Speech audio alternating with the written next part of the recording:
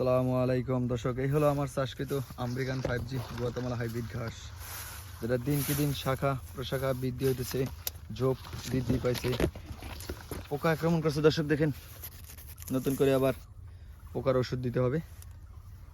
এই সাইডটা আমি কাটিং ডেলিভারি দেওয়ার পর যেগুলো থাকে এগুলো চাষ করছিলাম, যার কারণে ওই সাইডটা ফলন বেশি দেখা যায়, এই সাইডটায় কম দেখা যায়। কারণ সিরিয়ালে চাষ করছি, আগে ওই সাইড শেষ করে এই লাম্বা সিরিয়ালটা চাষ করছি, ধাপে ধাপে চাষ করছি, যার কারণে ধাপে ধাপে বড় হয়।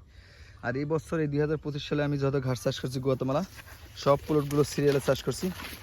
প্রত্যেক মাসে একটা করে প্লট রেডি করছি, মানে একটা প্লট রেডি করছি, ওটা জার্মেশন 100% আসছে, এরপরে আর একটা প্লটে গেছি, এরপরে আবার একটা গেছি, এভাবে ধাপে ধাপে গেছি, যাতে কাটিংগুলো আপনাদেরকে ধাপে ধাপে ডেলিভারি দিতে পারি, কাটিংয়ের মান যেন ভালো থাকে ইনশাল্লাহ।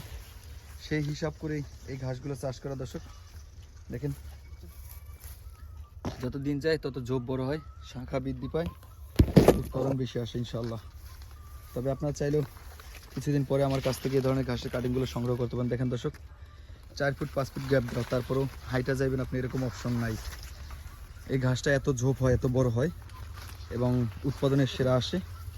আশা করি কিছুদিন পরে আবার দেখলে আপনারা এই বিশ্বাস করবেন না যে কীভাবে এত দ্রুত বৃদ্ধি পাইল।